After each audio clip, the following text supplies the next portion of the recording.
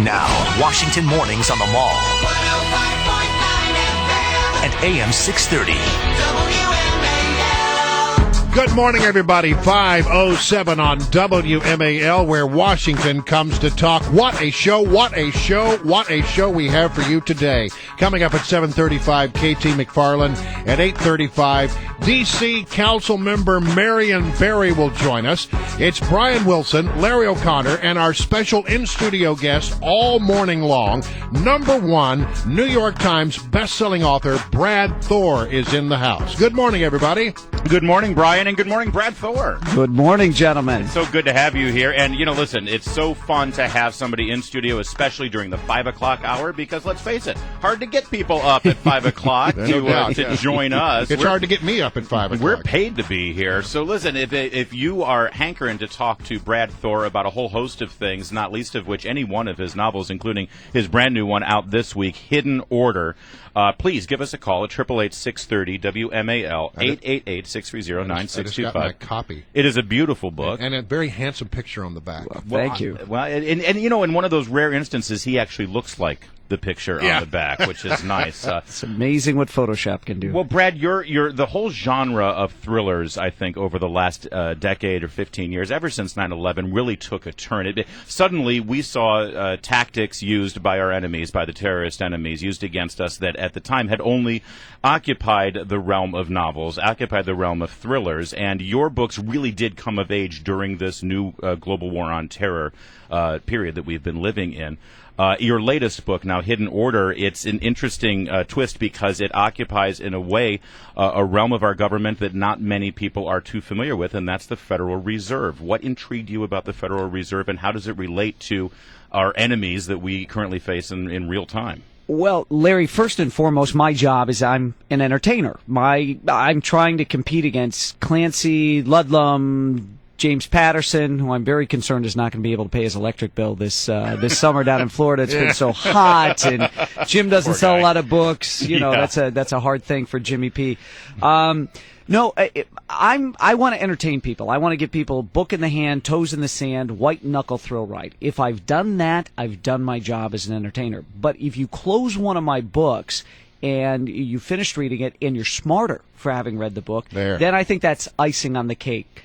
So I like to call that faction, where you can't tell where the facts end and the fiction begins. As a matter of fact, one of the greatest compliments I get paid is, Brad, I have to read your novels with my laptop open because I keep searching the things you write about. Yeah. Because you can't tell. Well, and so much of it is rooted in truth. And actually, the whole faction idea and the fact that it's, the old cliche is that it's ripped from today's headlines. Well, in a way, your last two novels were ripped from tomorrow's headlines when you wrote them. Full Black and Blacklist really focused on what we now understand to be the administration's policy of surveillance through the NSC, the Edward Snowden story. So much of, I'm reading it and I'm like, oh, this can't be real. And then suddenly 2 years later, it is real. And that's funny because the NSA stuff, which I did in my thriller Blacklist last year, had been a lot of that stuff people kind of looked at like, there's no way they're doing this. Right, is the government really keeping all this information? You have a character, I don't want to give away too much in your books, but you have a character affectionately known as the Troll, who he's a hacker, and he goes in and he's able to access all of this data, all this information, security cams, digital phone calls, digital emails. He can access everybody, and he says, oh yeah, the government is keeping all of this. And that's true. Brad Meltzer, who I'm pals with, had a great line, and Brad Meltzer said that a thriller writer's job is to beat the headlines. And I think that's true. And so last summer, my book, Blacklist, that thriller, was all about the total surveillance state that exists now in the United States. And then this year I said, okay, I want to do something different. In this book, Hidden Order, I've wanted to write this for over a decade. When 9/11 happened, I got stuck on the East Coast and ended up spending a vacation with my wife. We were supposed to go overseas, and the flights were all stopped. And we ended up on Jekyll Island off the coast of Georgia. And we stayed at the Jekyll Island Club, and that was where the plan for the Federal Reserve was hatched. And as it was explained to me there, I said, this sounds like it's right out of a spy novel. And this is real life stuff. Federal Reserve's about as Federal Express. A lot of people think it's a part of the government, and it isn't. It's a private organization. And the more I looked into it, the more I dug. I said, this is thriller writing gold, and I'm going to try to find a way to weave this into a great heart-pumping tale. So the book itself is not about the Fed. The Fed does play a role in there, but it's about a Federal Reserve chairman who dies in office, and the 5 candidates put up to replace him all disappear on the same night, and what happened to them. And that's where the thriller starts. Action on page 1, which is a hallmark of my novels, and we just take off from there. Our very special guest throughout the entire morning is Brad Thor, who is a New York Times best-selling author, Hidden Order. And if you want to ask a question of Brad Thor, because a lot of people who read your books, no doubt they want to ask you some questions. Yeah. It's 1-888-630-9625, 1-888-630-WMAL, and from North Carolina, listening online. Well, this is the great thing about Brad Thor. He's very wired in. He uses social media. We put out there that he's on the show this morning on Twitter, and people all over the country are going to be listening. Hey, Ann, how are you? Ann, good morning. What's your question? First of all, I'd like to say, Brad, I read Hidden Order straight through. Yes, I've already finished it. Wow. Wow. This is the 13th out of your books I've read. Yes, I've read them all. Thank you. So how long does it take you on average to write one of your books? I mean, Well, that's a great question. It is, and thank you very much for having read all the books. And the book came out yesterday, so you really did read it all the way through. She just woke. She just got up. Yeah, exactly. She's that's always the music to a thriller writer's ears. Right. You get in and people say, I didn't get any sleep last night, and it's because of our next guest, author Brad Thor. Yeah. And I write a book a year, so each one, depending on the amount of research I do, takes me, say 8 months, 9 months to write, and I'm constantly dipping in and out of the research mode. So that's it. It's one book a year. Yeah, and how, when you start to write, talk about the creative process. I mean, you spend so much time doing research, and then what do you just go off somewhere and write, or do you just try to write a couple hours a day? What's the discipline? Well, it's I come up with the idea, and I normally pick subjects like I did the surveillance technology available to the U.S. government last year. This year I wanted to touch on what was going on with the Federal Reserve, and I study it, and I get to a point where, okay, I feel comfortable, I know this information now, and I can translate it to somebody else, and I can do it in dialogue between a couple of characters, so it's easy. I don't write textbooks. It's supposed to be thrilling. But I get up, I work out in the morning, get my kids off to school, and then I'm at my desk, and my goal is 5 single-space pages, 2,500 words a day, and I treat it like a job, Monday through Friday. Wow, 5 pages a day. 5 single-space pages. I will say I'm actually driving 6 hours from Fort Bragg down to your book signing event in Georgia for Books for Heroes. Oh, fantastic! That's so amazing. you'll see me in Alpharetta. Thank you, Ann. That's a wonderful event. For every copy of Hidden Order we sell at that event in Alpharetta, Georgia, we're going to be. And there's information on my website, bradthor.com, the appearances section there. We are going to be donating an extra copy to the troops. So every book that gets sold, one will be donated to the troops. And you said you're in Fort Bragg. Are you a member of the military? I'm an Army wife. Oh, well, thank you for your very special service. Yeah, families serve too. Thank you, Ann. All right. Thanks for that. I'm All right. buying my husband a copy of your book because he just got his sergeant's stripes on Monday. Oh, God bless him. Thank him. I'm looking forward to on seeing our you, behalf. Ann. All right. All right, Brad Thor stays with us. We'll continue with your calls at 888-630-9625. I mentioned one character, the troll. We haven't mentioned your lead character, Scott Harvath. We'll talk about him in a moment. And one more character that doesn't get a lot of attention, and that character is very local here to Washington, D.C. We'll do that in just a moment with our guest, Brad Thor. In studio with us all morning long, Brad Thor, author of the brand new thriller, Hidden Order, just hit the shelves yesterday. Actually, you can get it at Amazon.com, of course, and it's already climbing the charts at Amazon.com. I see it in the top 5 here, number 4, number 3. That's great news on the very first day of the launch.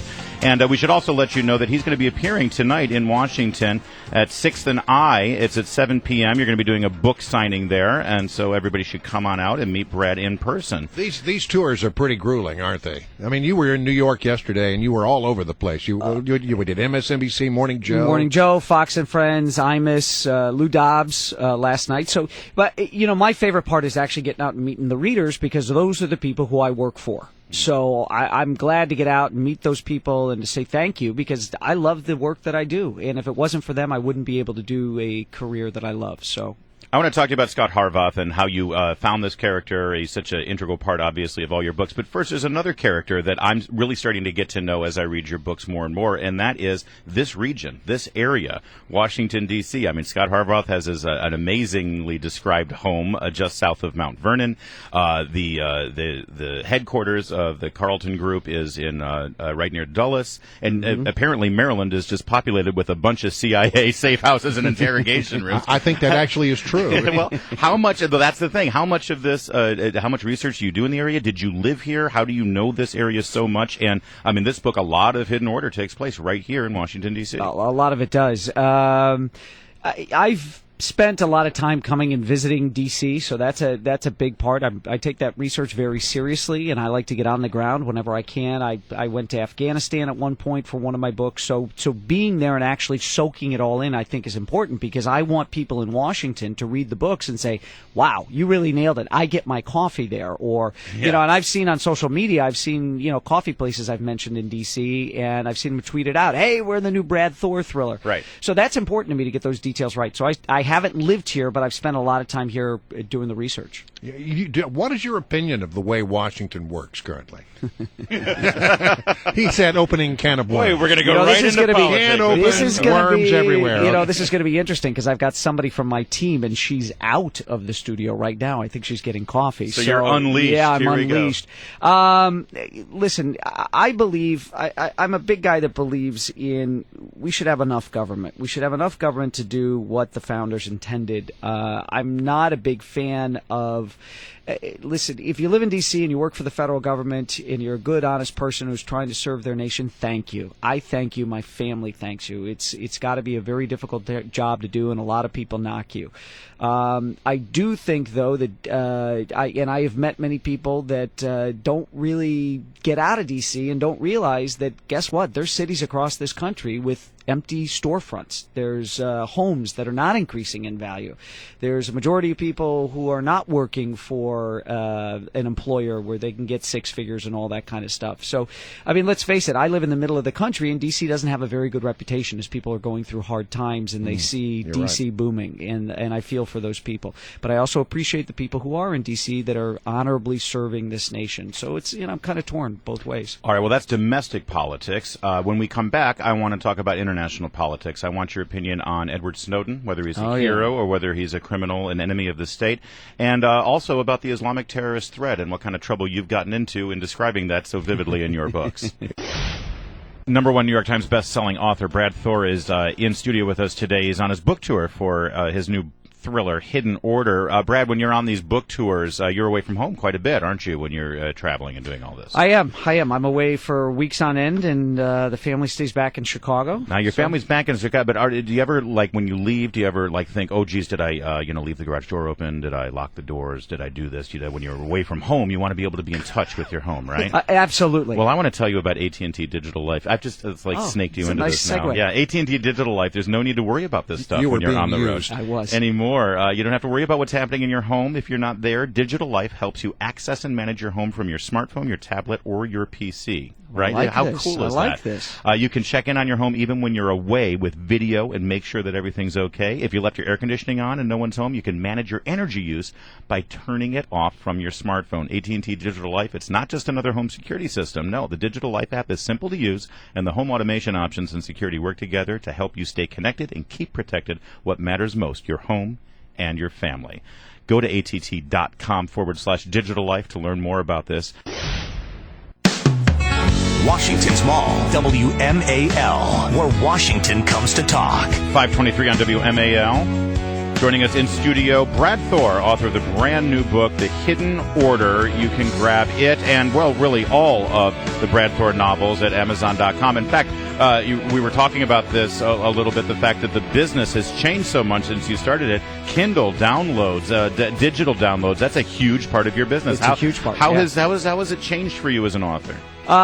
You know what? That's the nice thing, is that in the music industry, as digital came in, the artists started having to sell their songs onesie-twosie for 99 cents a throw. Right. It wasn't the whole album anymore, but luckily as an author, people still want to buy the whole book. Yeah. So, listen, I love it. I'm still a guy who really wants to have that hardcover in my hands. In your hand, right. But when I travel, I'll buy the same book a second time in e-format, and I'll have it on my e-reader. Oh, I see what you're doing. So you're recommending that everyone buy the book twice. I see. You're not going to get away with that That's here. not self-serving at all. This is funny. Larry said, if you come in first hour, I'll help you sell some books. And then the minute I try to sell more than one book, Larry's upset. We can say he's entrepreneurial. There you go. That's still not a bad word in this country? Not on this show. All right, So that's why I like this. This is not NPR. And even if you work for Walmart, it's not a bad thing. Well, I talked about international politics. What is your opinion on Edward Snowden? A lot of people claim that he's a hero for bringing this out. Some people say he's an enemy of the state. Yeah, where are you on that? I've talked to friends of mine in Northern Virginia, particularly about this. And Northern Virginia, is that code? I'm sorry. At the company? Yeah, I've talked to friends of mine, and listen, I put this guy in the same category I do Bradley Manning. We cannot have self-entitled 20-somethings deciding what should be national security and what shouldn't. I get that, but on the other side of the equation, and look, I mean, I've come a full circle on this thing. At first, I thought, I'm so glad this guy came out with this information because I wanted to know the depths of the surveillance that's going on. But on the other hand, you're right. He made this decision unilaterally. And he took the job because he wanted to leak stuff. That's right. So if you find stuff, listen, I believe that there is a lot of waste, fraud, and abuse in the U.S. government. So we need to expose that stuff, and there's got to be a right way to do it. You're telling me that this guy couldn't pull a bunch of personal records on Darrell Issa and then go to Darrell Issa to do it? That's a good point. Why write to the press? All right, listen, we're going to continue on this discussion as well as many others with Brad Thor. The great thing about Brad Thor is he can talk about anything, and he will. And he has very interesting opinions. You want to stick around this morning. Once again, Brad Thor is in studio with us, #1 New York Times best-selling author. His book, Hidden Order, is available. The picture on the back of the book is fabulous. You know what, Brad Thor? You have a great head of hair. Thank you. You have very thick hair. It's impressive. He's using you again. I'm obsessed. I am obsessed with hair. I am always obsessed with people's really great, amazing If I didn't heads have of hair. this thick head of hair, what might I do, Larry? Well, you know what? Like me, because I don't have Brad Thor hair. No, I don't have John Kerry No, you hair. don't. Not really. I have borderline Donald Trump hair, frankly, but I don't have to do the crazy comb over, and it's because I use the all-natural Provia. It's the natural hair thinning therapy. I use it every day, and I'm not the only one. Marianne in Maryland wrote in, said, I've always had thin hair, but it got worse with age. I tried Provia, and now I look in the mirror, and I can't see my scalp anymore. I look like Brad Thor. Oh, no, wait, that's not what she wrote, but it's true. She's got a thick head of hair, and you can too. Provia is all natural. It works for both men and women, and yes, it's perfectly safe for those who color or treat their hair. Do you color your hair, Brad Thor? You can say it. No. Look at you. You are such a stud. Even if you've had thinning hair for years, you don't have to anymore. Try Provia today. Absolutely risk-free. Results guaranteed or your money back. 800-525-6870. 800-525-6870. Right now, you're going to get a free month supply of Provia with your order. Mention my name. You'll also get free rush shipping. Use the brand that Larry O'Connor uses and Brad Thor doesn't need to use. Washington mornings on the Mall. At AM 630. Good morning, everybody. 8:07 on WMAL, where Washington comes to talk. Coming up at 8:35, we'll be joined by D.C. Council Member Marion Barry. This morning, it's Brian Wilson, Larry O'Connor, and we're joined in studio by Brad Thor, New York Times best-selling author. Yes, and he's been with us for the whole show, starting at 5 a.m. this morning. Really, I'm telling you, that's not an easy task. No, it isn't. Our hats are off to you for coming in early, being here for the planning meeting, and staying with us this morning. And do me a favor, Brad Thor, if this whole, writing #1 New York Times bestselling thrillers thing is, stay out of radio, okay?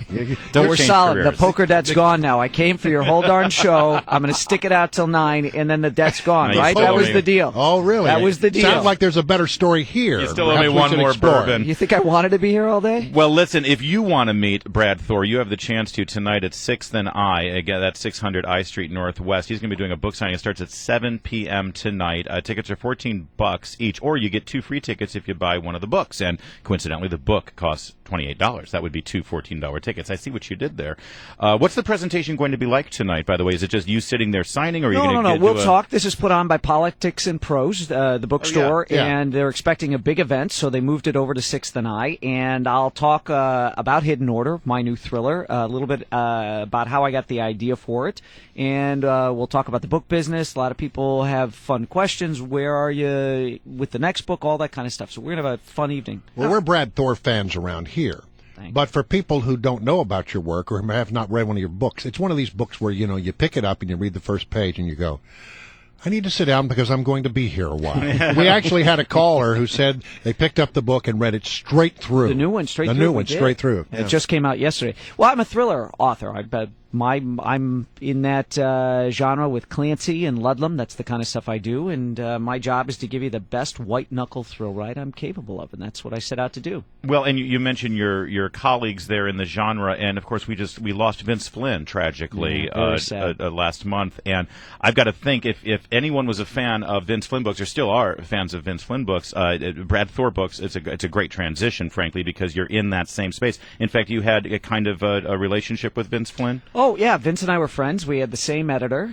Vince gave me my first blurb for my first book because he was already pretty well established in the genre. And what we do find is a lot of people who have finished reading Vince's books say, wow, I was looking for something to read, and I came over, I loved yours, and vice versa. We share a lot of the same readers, so that's very nice. Well, the cool thing that I liked about Hidden Order is that, and frankly, all of your books, is you take your lead character, Scott Harvath, former Navy SEAL, now working for a private agency that does sort of, what's the best way to describe what his profession is now? He does sort of the black ops in a way, some of the things that the government won't directly do, but this private firm does. Yeah, absolutely. When I had seen the rise of the private military corporations, a buddy of mine had stood up Triple Canopy, and I thought, okay, that's interesting. Take SEALs, take Delta Force guys. I mean, they focus at Triple Canopy a lot on Delta, but I thought if you're gonna do this, if you're gonna outsource and privatize special operations guys, next step's going to be intelligence work and intelligence gathering. And I said, okay, I'm going to jump on that, and that's what Scott Harvath's going to do.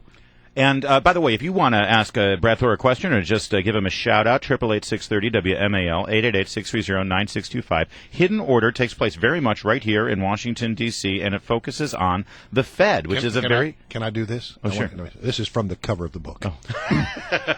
The most secretive organization in America operates without any accountability to the American people. Hiding in the shadows, pretending to be part of the United States government, its power is beyond measure. What are we talking about? The Fed. Yeah. By the way, that was a great reading. Thank you. Give your resume to the janitor. You He'll know what to need do that. with it. Why the Fed, and why is the Fed? Why is it so mysterious? Because it's very, very important. Well, it is. Last summer's thriller, I based it all on the total surveillance state and what's going on with the NSA and Right. DHS. That was And Blacklist. I try to do faction, which is this blend of fact and fiction, where you're reading. If you want to just skim across the top of the waves and have a great beach read, you're there with this book. But if you want to do a deeper dive and actually come away from the book learning a couple of things, I like to throw in kind of the things that I think are the next big thing we'll be talking about. So it was the NSA last summer. This time it's the Fed. So you think the Fed is something that's going to loom large in the next couple of years? I think it is. It is the 100-year anniversary of the Fed this year. And I find it fascinating because when I looked into it, it's like the pages ripped out of a real-life spy novel. I mean, the Fed is about as federal as Federal Express, and there's a lot of intrigue and mystery Meaning there. It's not really a federal No, agency. it's not. They It's a just use the private. word federal. And they chose it on purpose to keep Americans in the dark, and it's fascinating. So it's a thriller, the Fed's in the background, but you walk away from this book going, okay, now I get it. Now I understand. Fun ride, but now I get what's going on. Chairman Bernanke, if you're listening, we'd love to hear from you. If you'd like to chime in, 888-630-9625. I will even take Greenspan. Cliff in D.C., you're on WMAL with Brian Larry, and this morning, Brad Thor. Hey, Cliff. Good morning, guys. And hello, Brad. I've been a big fan for years since your first book. And I have a question about a reoccurring occurrence in all your books. Yes, sir. Your main character seems to have an affinity for Parliament Funkadelic. Ah, yes. Cliff has found the Easter eggs. I'd like to know why. Oh. The Parliament Funkadelic. Yeah, there's a lot of Parliament Bootsy P-Funk. Collins going on. A lot of Bootsy Collins. Yeah. So I am a big funk music fan myself. Are you really? So but I'm going to answer Cliff's question. That's my Easter egg, and people, Cliff, I'm assuming you like funk music too? I'm a middle-aged old man. I grew up on Earth, Wind, and Fire in Parliament as a kid. Good man. You've got great taste. Every book, I put a funk music song in, and you know what's funny, Cliff? In this book, in Hidden Order, I actually have had that question a couple of times. So I have Harvath explain. It's a small Easter egg for fans. I have Harvath explain in hidden order why he became a funk music fan. It's a fun part of the book. So that's a nice surprise for you. That's a reason for you to run out and get hidden order. That? Yeah. By the way, you can get it at bradthor.com, of course. Cliff, thanks so much for jumping in there. That was a great question. Yeah, there's so much about your characters. You do add that stuff to it. And you know what? I'm concerned now because if no one has read a Brad Thor book, I'm afraid that people get intimidated. They think, oh, I'm going to have to start at the beginning. I'm going to have to read, all 13 of them. You set it up in a way so that people, and you must do this conscientiously, so people can pick up the latest one and really pick up right where the characters are. Absolutely. I got taught in the publishing industry, you don't want to have readers go and start at the beginning, because if they go into the store and the store only has book 4 or book 7, they're going to say, well, you know what, I'm going to go get that Patterson book instead. And I'm not worried about Patterson paying his grocery bills. He doesn't have kids to send to college like I do. So you can read the books. You can start them anywhere you like. And I think Hidden Order is the best book I have written. All right. Wow. Absolutely. When we come back, I want to ask you a question that I once asked of Tom Clancy, and I got a very interesting answer. I want to know what your answer to it is.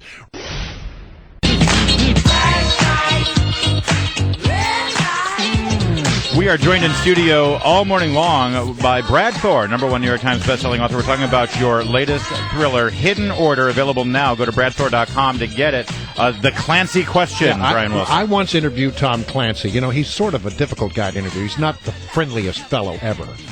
I'm just saying. He's just sort of a difficult interview. But I had heard, and I asked him about it, that he one time lost a character in a book. Wrote a book, put it out, but somewhere along the way, he never resolved what happened with that character. Oh, man. And I asked him, did you lose a guy in the book? And he didn't like the fact that I brought it up. But has that ever happened to you? Did you ever lose a character or find a huge inconsistency after the book came out? No. Because I'm pretty precise when I do the writing. It's funny. Larry was asking me. There's a character he really likes in that's been in past books, and he asked why is he not in this book. And I had him in there for a little bit, and the storyline just it wasn't necessary. I just Elmore the troll. The troll. Yeah. Elmore Leonard. His best piece of advice for writers is leave out all the parts people skip. So I try to be very, very good about tight. That's what people have said. I gave the book to my husband, or I gave the book to my wife, or to my son, or my daughter, or a coworker who didn't like to read. And they picked up your book, and the chapters are so fast and so cinematic that you made a reader out of them again. And that's great. Along those same lines, though, I mean, you're a technology guy. There's a lot of technology in your book. It's clear that you understand technology. Cool stuff. No, it's not inaccessible stuff. But you clearly use this stuff. You use social media. You were good friends with our dearly departed friend Andrew Breitbart. Yep. You understood the power of blogs and using the computers to do your job. Do you use computers to chart out your book? I can imagine you like doing these diagrams on spreadsheets or just to make sure that all the dots connect. You know what? The way my mind works as an artist, I have to actually have a blank piece of paper and a pen. You go old school. Oh, yeah, I go old school. Because I want to draw diagrams. I want to circle somebody's name and how does that character interact. And I'll put them up on the wall. It looks like those relationship trees that they do for the mafia at the FBI. And that's what and sometimes the office looks like an invisible mind because I've got news articles up there and all that kind of stuff. Where do you write? I've got an office at home. And that's what I do. Got the dogs there, got the gun safe behind me. Keep it all close and all my toys. I like that because I will take a gun out of the safe that I'm writing about. Man cave or something? It's a very much the man cave. I imagine. All right, coming up in just a moment, the very cool thing about Brad Thor books, I think, is that they do seem to be ripped from the headlines. We talked about your last book, A Blacklist, which really was foreshadowing to what we're living through right now with Edward Snowden and the NSA and discovering the kind of surveillance that our government is doing and the data storage that they're doing. Given that, and given that you're really keyed in on current events and what's going on, when we come back, we're going to bounce a couple of topics off of Brad Thor, get his take. And if you want to ask him a question, please do. 888-630-9625. WMAL.